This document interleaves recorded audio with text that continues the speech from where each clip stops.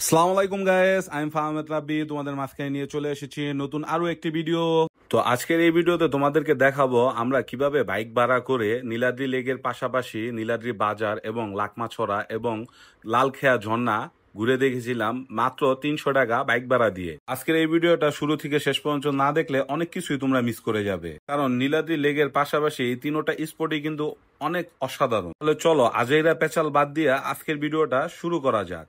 তো আজকের ভিডিওটা শুরু করার আগে আমার চ্যানেলটাকে যারা যারা সাবস্ক্রাইব করোনি তারা একটু সাবস্ক্রাইব করে দাও এবং পাশে থাকা বেল আইকনটা বাজিয়ে দাও, যাতে আমার চ্যানেলের কোনো ধরনের আপডেট তোমরা মিস না করে যাও।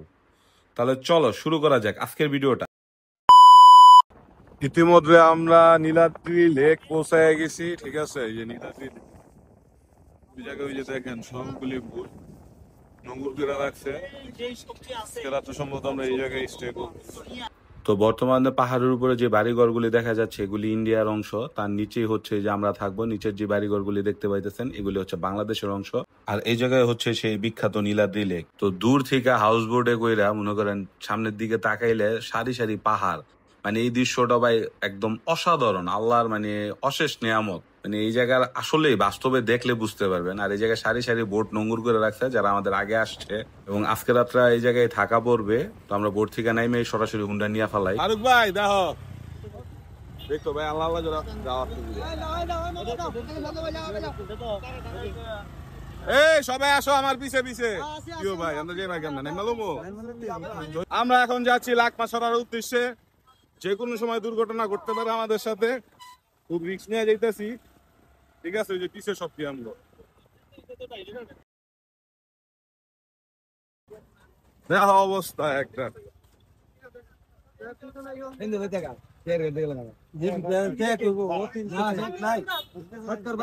ফারুক ভাই উড়ান আমার খেলা আমরা জিতে গেছি, যাও টান দাও। তো নীলাদ্রি লাকমাছড়া বা লালখেয়া ঝর্ণার রাস্তাগুলি ভাই খুবই বাজে অবস্থা। এই জায়গায় যারা বাইক রাইডার আছে তারা কিন্তু ভাই অসাধারণ বাইক চালায়, মানে এরকম ভাঙ্গা রাস্তায় যে গতিতে তারা বাইক চালায় যাইতেছে, মানে অসাধারণ ভাই, নিজের চোখে না দেখলে বুঝতে পারবেন না। ফিলিং রাইডে বের হয়েছি আমরা ভাই, রাস্তা পুরাপুরি ভাঙ্গা চূড়া একদম।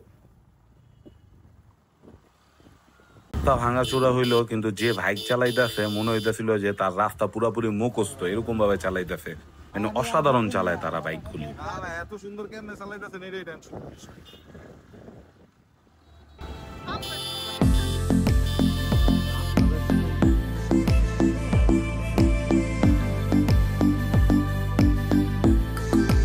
তো দেখতে পাইতেছেন লাকমাছড়া আর একটা নদী আছে, এই নদীটার নাম আমার সঠিক খেয়াল নাই। তো আগে আমরা লালখেয়া ঝর্ণায় যাই, তারপরে হচ্ছে গিয়ে হইলো আমরা লাকমাছড়ায় আসি।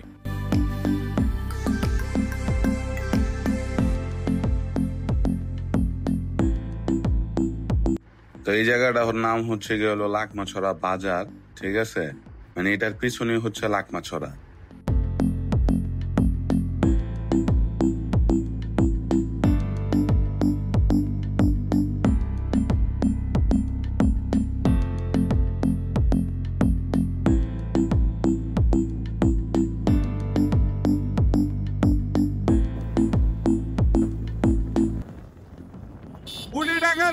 তুষার বাপু দেখালো, জীবনে টাকা থাকলে হয় না, ঘুরতে জানতে হবে। টাকার ভিউ। আমি এই ব্রিজটা দেখে খালি চিন্তা করতেছিলাম এটা কি দেবে, এটা কেমনে পারাম, খালি আল্লাহ আল্লাহ করতেছিলাম। তো এই বাইক জার্নিটার সবচেয়ে ক্রেজিয়েস্ট মুভমেন্ট এই ব্রিজটা পার হওয়া লাগছে আমার কাছে ভাই। অসাধারণ একটা জায়গা সামনে, এই যে দেখতে পাইতেছেন এই নৌকা দিয়া হচ্ছে আমরা এই খেয়াটা পার হমো, মানে এই জায়গাটুক সামনে রাস্তা ভাঙ্গা, ব্রিজের কাজ ধরছে।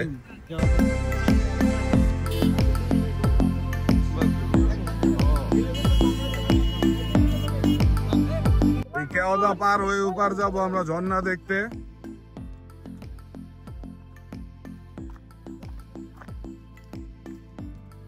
ভাই জায়গাটা একবার দেখো।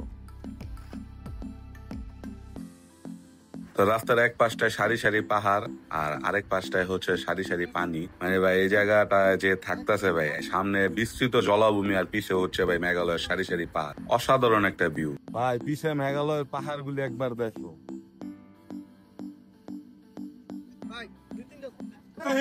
তুষার, এ রানা, এ শালম, ও শালমে তো নাই, ঠান্ডা ধরতে গেছে না? হ্যাঁ? এরকম রাস্তা না ভালো না আসে ভালো না আসে কি কইছে? আহা, ওরা ভিসা করে চিল করার, আমরা ভিসা ছাড়াই দাও ইন্ডিয়ার দাদা গো ট্যাং ট্যাং ট্যাং দেখা বুঝছো কি এর ভিতরে উঠছি দেখছো?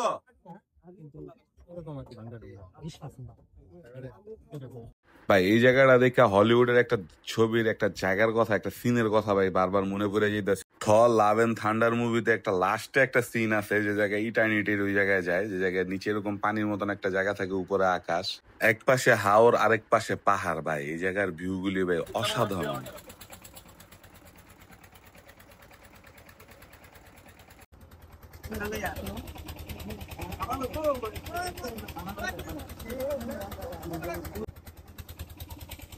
এই অভিজ্ঞতাটা নতুন, এর আগে কোনোদিন এই ধরনের অভিজ্ঞতা হয় নাই, মোটামুটি দঙ্গস অভিজ্ঞতা। ঠিক আছে বিয়াই, ওই যে পুইতে কি অবস্থা, এদিকে বিয়াই বিয়া করতো? এই বিয়াই দেখছো আমরা কই যাইতাছি, দেখো এই এরিয়াটা দেখো পিছে বিয়াই, বিয়ার পরে হানিমুন এই জায়গায় আমু বিয়াই, ঠিক আছে একদম। তো এখন আমরা খেয়া পার হয়ে গেছি। খেয়া বলতে লোকাল ভাষায় হচ্ছে নৌকা পারাপারকে খেয়া বলে ওরা। তো মোটামুটি এই জায়গাটা পার হইতে আমাদের 10 মিনিটের মতন সময় লাগছে। তো নৌকায় করে বাইক টাইক নিয়ে পার হওয়ার যে অভিজ্ঞতাটা খুবই অসাধারণ ছিল আমার কাছে, কারণ এর আগে আমি কোনোদিন এইভাবে পার হইনি। ইতিমধ্যে আমরা লাল খেয়া ঝর্ণা পৌঁছাই গেছি। এই যে জায়গাটা দেখতে পাইতেছেন এটাই লাল খেয়া ঝর্ণা। তো ওই যে ঝর্ণার ওই পাশে যে উঁচা জায়গাটা দেখতেছেন ওটা ইন্ডিয়ার অংশ, কাঁটাতারের বেড়া দেখা যাইতেছে এপার থেকেই।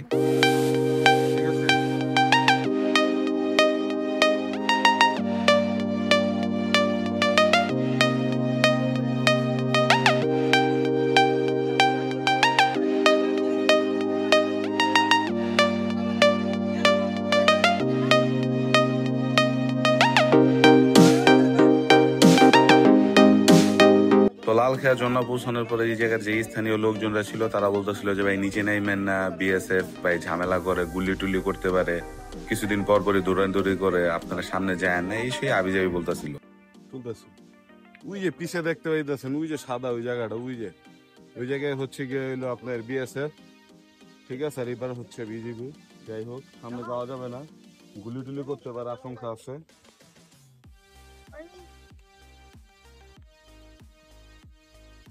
এই জায়গায় একটু রিক্সি, লাখ মাছ ধরার পরে। মামা এই ঝর্ণার নাম কি?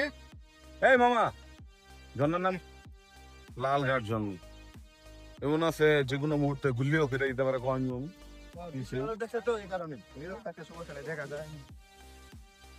তো উপরের এই জায়গাটাই হচ্ছে বিজিবি ক্যাম্প। এই জায়গা থেকে বারবার বাঁশি দিতেছিল, বাঁশি দেওয়া বলতেছিল যে তোমরা সামনের দিকে আর আগাও না ঝর্ণার দিকে, মানে বাঁশি দেওয়া সতর্ক করার চেষ্টা করতেছিল যে আর সামনে আসলে গুলি টুলি ফায়ার টায়ার করতে পারি। এই 4টা পাইপের ফুটার মাধ্যমে একটা ঝর্ণার মতন জায়গা সৃষ্টি হয়েছে। তো এই জায়গায় নিয়ত ছিল গোসল করার, কিন্তু করতে পারি নাই। পানিটা খুবই ঠান্ডা ছিল, মনে হয়েছিল যে বরফ গলা পানি, আর পানিটা খুবই দেখতে পরিষ্কার ছিল। এই পানিতে একটু গোসল করতে পারলে ভালোই লাগতো, ওই ঝর্ণার গুলি নিচে না দেয়। এই জায়গায় গোসল করতে পারবো না, তাই আমরা লাকমাছড়ার উদ্দেশ্যে রওনা দিয়ে দিই। এখন বাইকে উঠবো এমন টাইমে আমার ছোট ভাই আমার একটা জিনিস দেখাইলো, মাশাআল্লাহ, আল্লাহর কুদরতি জিনিস।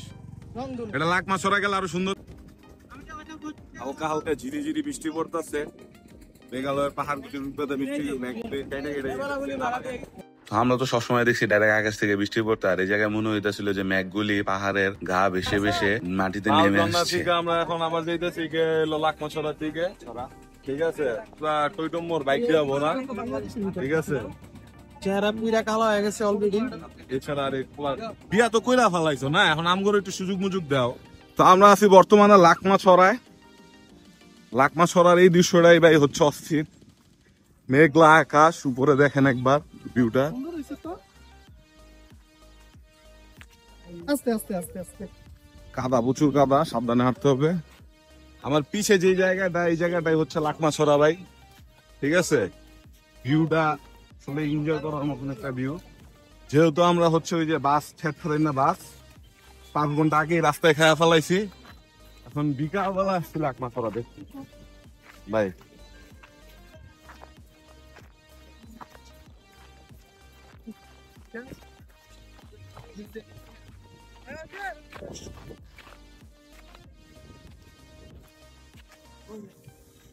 তো লাকমাছড়ায় বিকালের দিকটা অনেকটা লোক বেশি থাকে, যদি সকালের দিকটা লাকমাছড়া আসা যায় ভাই তাহলে অসাধারণ একটা ভিউ পাবেন, কারণ পুরো লাকমাছড়ায় তখন খাইলা থাকবো, আর আপনি যেভাবে খুশি সেভাবে ঘুরে দেখতে পারবেন লাকমাছড়াটাকে।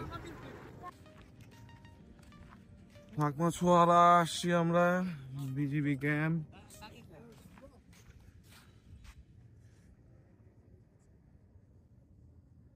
এই বাড়িঘরগুলি ইন্ডিয়াতে পড়ছে, মজার জিনিস। পিসের পাহাড় দুইটাই হচ্ছে মেঘালয়, মাঝখানে ওই যে ছোট ব্রিজটা দেখা যেতেছে আমার পিছেই, ঠিক আছে। আর এই সাইডের পানিগুলি তো সব নাইমা আসতেছে গেল একদম পাহাড়ি পানি, অনেক ঠান্ডা ভাই।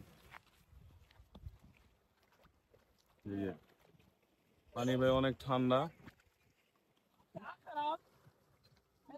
এই যে পিছের সাইডে বরবরি বিজিবি বাসি দিতেছে, অস্থির জায়গা ভাই, অস্থির। লাকমাছড়া 100 টাকা 200 টাকায় গেল ভাই, নীলাদ্রি লেক থেকে এই জায়গায় আসবেন। এখন এই টিলাটায় ওটা ট্রাই করব, ছোট একটা টিলা, এটা থেকে হয়তো লাকমাছড়ার খুব সুন্দর একটা ভিউ পাওয়া যাবে। অলরেডি বাতি জ্বালাই দিছে ইন্ডিয়ার বিএসএফরা, যাতে এই জায়গাতে কেউ অনুপ্রবেশ না করতে পারে। এই টিলে উঠা কি রিক্স হবে নাকি সেটাই বুঝতেছি না আমি। এই কোনাটায় উঠি খেলায় চায় রইছে, হ্যাঁ জিজ্ঞেস করে উঠি নাকি, যাই আবার জিজ্ঞেস করে উঠতাম। এই পর্যন্ত কোটে নেন, ওখানে ছবি তুলেন না, সমস্যা নেই। ওই পর্যন্ত যাওয়ার দরকার নেই তো। এই জায়গায় উঠছিলাম তো, এই জায়গাতে খুব সুন্দর একটা ভিউ পাওয়া যায়।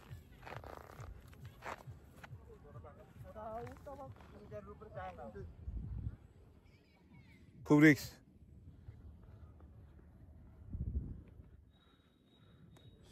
এই ছোট্ট টিলাটা কিন্তু নোম্যান্স ল্যান্ডের ভিতরে পড়ছে, তো এই জায়গায় উঠা পুরোপুরি নিষিদ্ধ। তাও আমি একটু চুল পাকনামি করে উঠি, কিন্তু নামার সময় দুর্ঘটনার হাত থেকে অল্পের জন্য আমি বেঁচে যাই, কারণ নামার সময় আমি দৌড়ায় নামতে যাই জোতা সিরা অলমোস্ট পড়ে যেতে নিছিলাম, বুঝছেন। তো এই জায়গায় উঠলে একটু সাবধানে উঠার চেষ্টা করবেন। এই যে ঠিক নামার সময় এই অংশটার ভিতরে মানে খুব পড়ে যেতে নিছিলাম, জোতা টোতা সিরা। তো এই যে হচ্ছে আমার সিরা জোতাগুলি, ঠিক আছে। তো যারা এই জায়গায় উঠবেন একটু সাবধানে উঠার চেষ্টা করবেন, নামার চেষ্টা করবেন। তো আজকের মতন হচ্ছে এই জায়গায় আমাদের ভিডিও শেষ লাকমাছড়ার। তো দেখা হবে আবার ইনশাল্লাহ সামনে কোনো নেক্সট নতুন কোনো জায়গায়। সে পর্যন্ত সবাই ভালো থাকবেন, সুস্থ থাকবেন। দেখা হচ্ছে আবার নতুন আরেকটি ভিডিওতে।